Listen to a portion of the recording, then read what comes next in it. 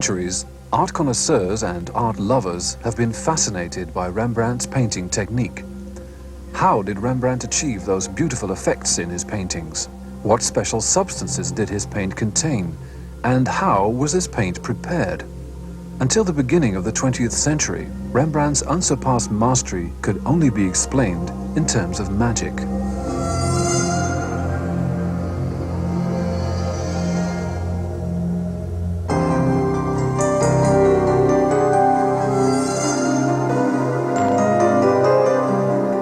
Since 1968, the scientists and the art historians of the Rembrandt Research Project have been searching for answers to the many questions surrounding Rembrandt's art.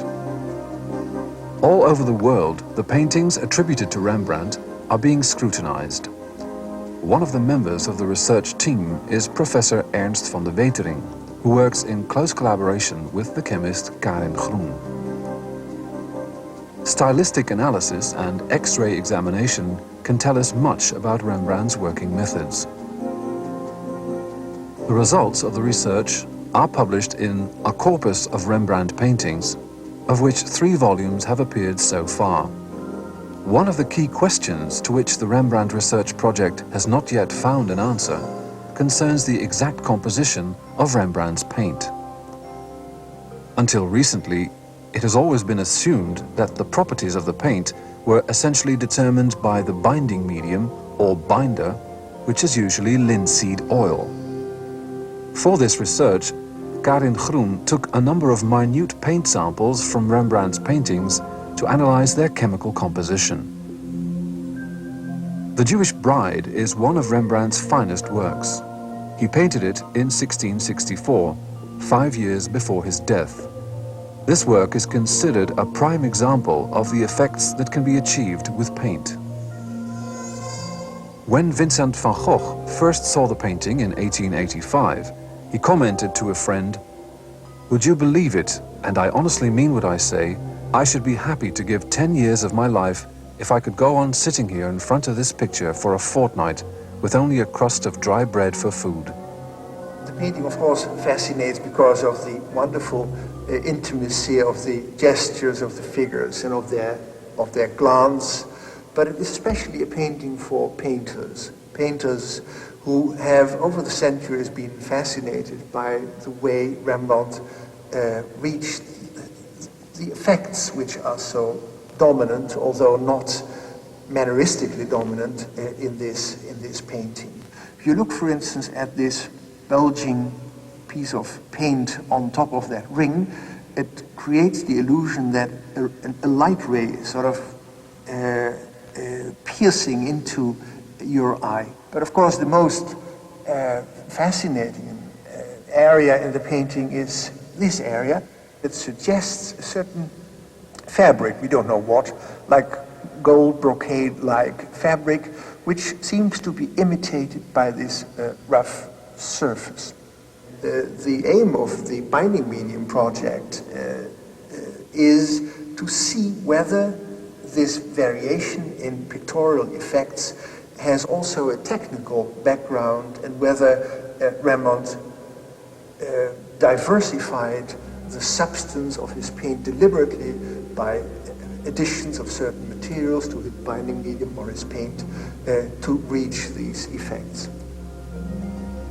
In 1990, the Rembrandt Research Project, in collaboration with the Dutch chemical group DSM, started doing research on Rembrandt's binder, hoping this would bring them closer to solving the mystery of Rembrandt's paint.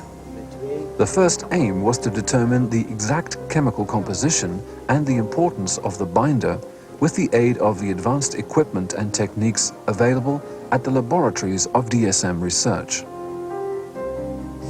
Hayo de Boer is an art historian. He was asked to participate in the project because of his knowledge of the recipes of the old masters. Ja, dan zou je denken dat wit samen.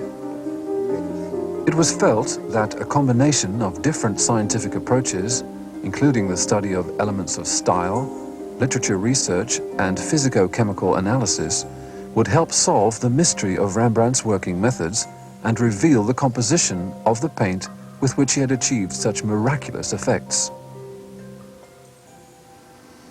The paint that is produced nowadays is still basically a mixture of a pigment and a binder. Other substances are added to speed the drying process and to make the paint easier to apply. The exact recipe of the paint is a secret known to the producer only. Things were no different in the 17th century. In those days, the most common binder was oil that was pressed from linseed in windmills. The pigment-containing substances were ground in the same mills. The raw materials were imported by ship from all over the world. Hayo de Boer spent a lot of time at the mill when he was doing his research on the binder. This is the last pigment mill in Holland. Pigments are grounded in the same way as has been done in the 17th century. Particle size in this procedure will be bigger than in the modern grinding methods.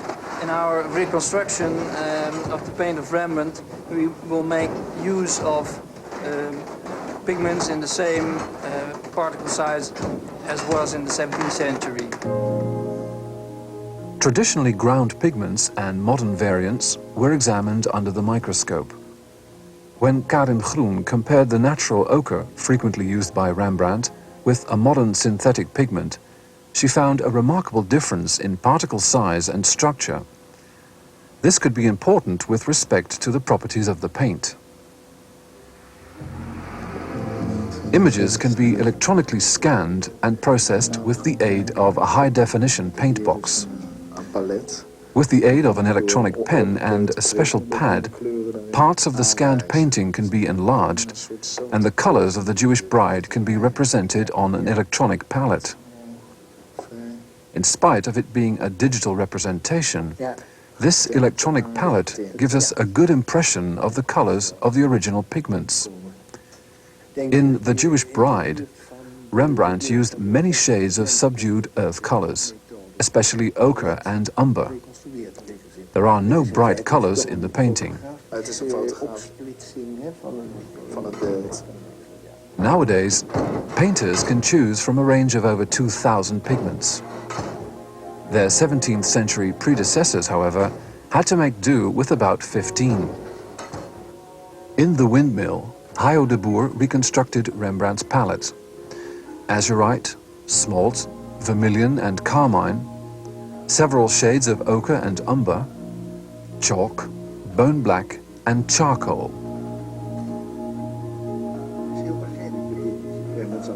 The artist in his studio. This painting, which may be a self-portrait of Rembrandt painted in 1629, shows us what a 17th century studio looked like. Professor van der Wetering points out the stone on which the paint was mixed. The members of the research project, however, were more interested in the bottles in the corner, or rather in the composition of the oil contained in those bottles. Whether Rembrandt prepared his paint himself or had it done by his apprentices, we do not yet know. Whoever did it, it was hard work. The pigments were ground to a powder on a large stone using a pestle. Usually the powder was first mixed with water and then linseed oil. The thickness of the paint depended on the ratio of the amounts of pigment and binder and on the grinding time. Hayo de Boer reconstructed the process. Although this is an historic oil paint, it lacks the right consistency compared to Rembrandt's consistency. The paint is long, but it has a certain flow. It collapses down, it doesn't keep its form. In The Night Watch, Rembrandt's most famous painting, we see how the artist used several different effects to create this fascinating impression of different textures. Rembrandt advised the people who bought his paintings not to hang them in too small a room, but rather so that one could behold them from afar. And if any visitors in Rembrandt's studio got too close to his paintings, he would pull them back, saying, you will find the smell of the paint disagreeable. Rembrandt knew only too well how the illusions he created were lost when one got too close to the surface of the painting.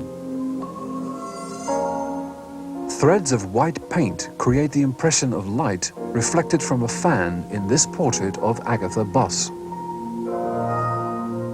The paint of the background is much thinner and the woman's contours are blurred. As a result, she appears to loom out of the dark.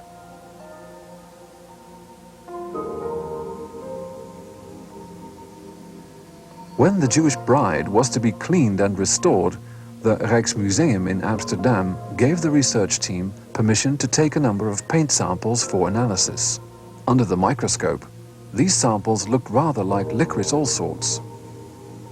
This is from the Jewish bride in the Rijksmuseum, and it's interesting that it has a quartz ground again, like many other Rembrandt paintings.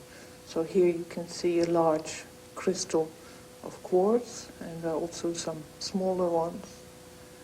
It's sand, as you find it on the beach. So I compared it with sand from the beach, but then you find that the quartz Rembrandt used is much finer, so it's probably ground up sand. It would give a certain consistency to the paint, but that's probably also an economic reason. Quartz is, or sand is just very cheap, and you need a lot of material to cover these large grounds on the paintings. At DSM Research, a particle of the paint sample from the Jewish bride was prepared for analysis.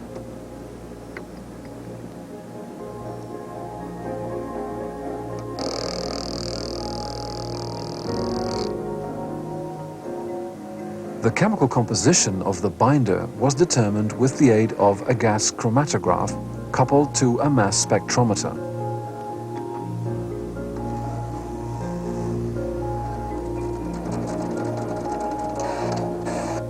The fatty acid composition shows that Rembrandt used a linseed oil, but unfortunately it tells us nothing about the specific properties of this oil, nor about the way in which it was prepared.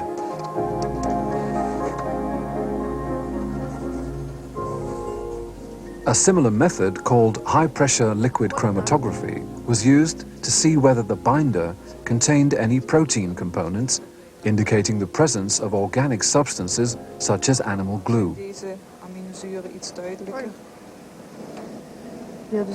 The results of the analyses were surprising. They showed that several different composed binders had been used for one and the same painting. Also surprising was the discovery of a few unexpected components.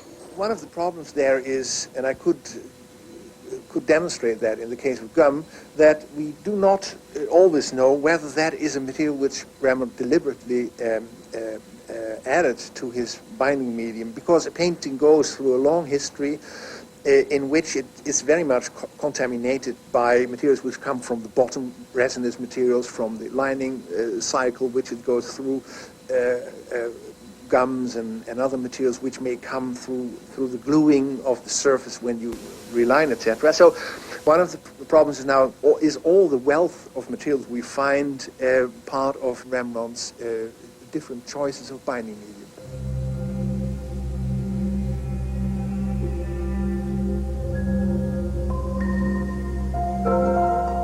At this stage in the research, it was decided to attempt to reproduce the 17th century paint.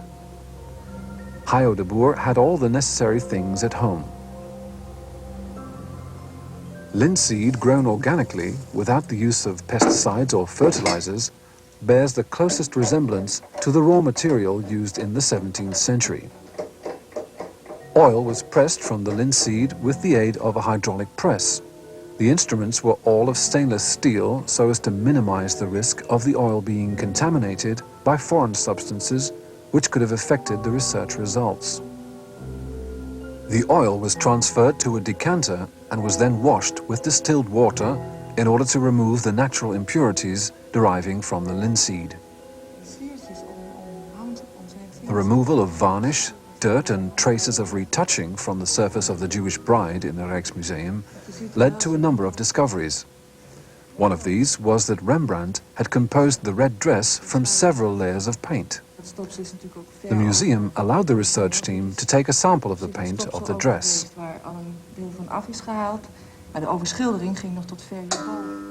The paint sample was cast in perspex, which was then ground until a cross-section of the paint sample was exposed.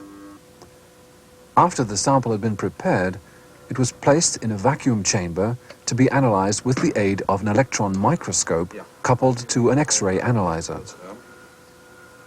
In this process, an electron beam activates the individual particles in the sample, causing them to emit X-rays. Each element emits different X-rays, which means that the elements, and therefore also the pigments, can be identified. In this way, Rembrandt's pigments were identified layer by layer. Sulfur and mercury show that the red pigment used for the dress was vermilion, a mercury sulfide which in the 17th century was already being produced chemically.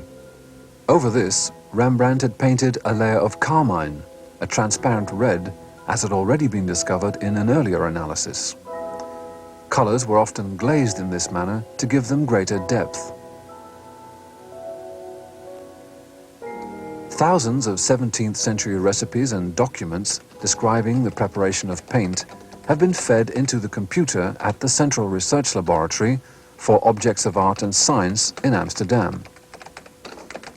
These contemporary sources contain a wealth of useful material, but it's not always easy to correctly interpret the different measures, weights and temperatures used in the 17th century.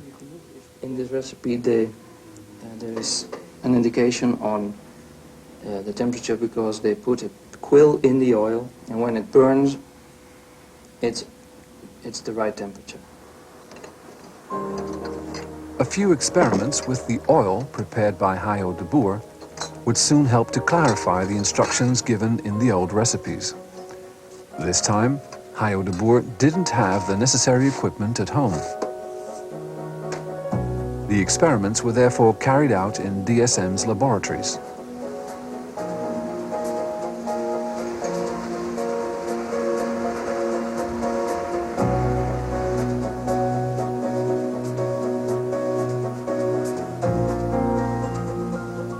Following the instructions given in the contemporary sources, Hayo de Boer and Karin Groen brought the purified oil to the boil in a fume cupboard. The quill mentioned in the 17th century recipes turned brown at 200 degrees Celsius, which means that this was the temperature to which the oil used to be heated. Linseed oil dries slowly. Certain metal oxides were known to speed the drying process, and they were therefore added to the linseed oil as a seccative. The best known compound used for this purpose is the toxic lead oxide. The prepared binder was spread onto glass plates in layers varying in thickness and was then exposed to an artificial aging process so as to be able to compare it with the binder used by Rembrandt. In 5 weeks, the binder samples were exposed to the same amount of light as Rembrandt's paintings had been in 300 years. The aged samples showed the same yellowing as Rembrandt's canvases. In spite of the discovery of the gum and the results of the experiments with Hayo de Boer's reproduced oil, it was still not altogether clear what gave Rembrandt's paint its specific properties. Surprisingly, the amount of pigment used appeared to have an influence on the workability of the paint, as well as on the drying process. Professor van der Wetering and Mrs. Groen hoped that the science known as Rheology would shed some light on this matter. With the aid of a diagram, one of DSM's rheologists explained the relation between a paint's resistance and the rapidity with which it is applied.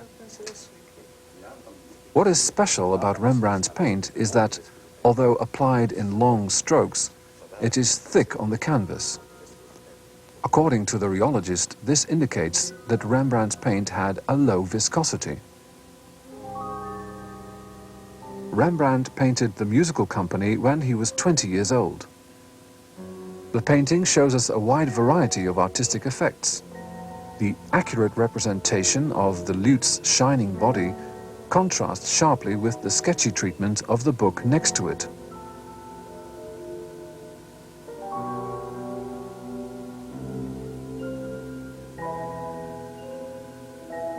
The material of the dress is composed of ridges of paint, whereas the staves in the music book are indicated by a few simple brush strokes. This stylistic variety cannot possibly have been achieved with one and the same type of paint. Rembrandt must have prepared different portions of paint of varying thicknesses.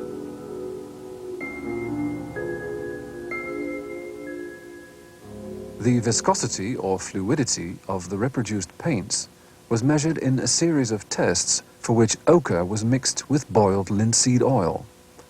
Unboiled oil is not suitable for this pigment.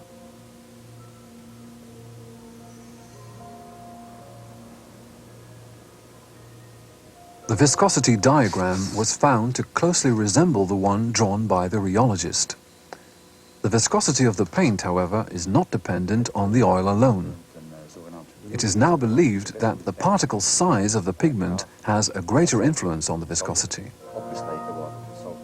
Any fillers that may have been added, such as chalk or ground glass, also appear to have an influence on the workability and the thickness of the paint. Finally, it makes a difference whether the paint is applied by brush or with a palette knife. The results of the chemical analyses confirmed the earlier assumption that several different binders had been used for one and the same painting. This means that Rembrandt must have prepared different portions of paint, which leads to another important conclusion. It turns out that Rembrandt used a new palette for every passage, that he didn't work on a gigantic palette with big lumps of paint, which he smeared together. He used limited palettes, and these limited palettes per passage in the painting, say there is a palette for flesh or the palette for a certain piece of costume, etc., also implies that per palette other binding mediums may have been used, which would account for the fact that the different passages often have a completely different surface structure. And so a lot has happened. The differentiation of the questions we have is quite remarkable. Much more questions have come up than answers, but that's good. And we know what we're going to do now. There is a prospect of new findings.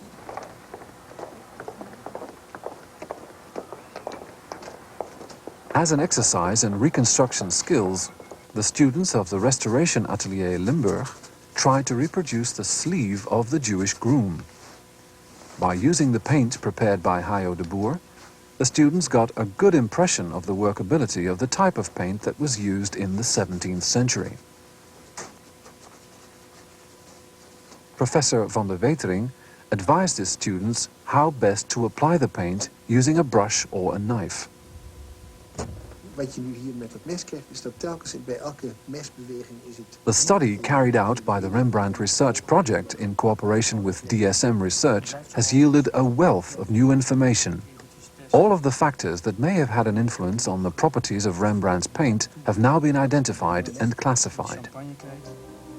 The main conclusion to emerge from this research is that the properties of Rembrandt's paint were not only determined by the binder, but, to a greater extent than was hitherto assumed, also by the particle size of the pigment and by any fillers present. Some of the discoveries made in this project have contributed greatly to our understanding of Rembrandt's working methods. For example, the discovery that Rembrandt composed his paintings in stages using different palettes is a major step forward in the unraveling of the mystery surrounding Rembrandt's art.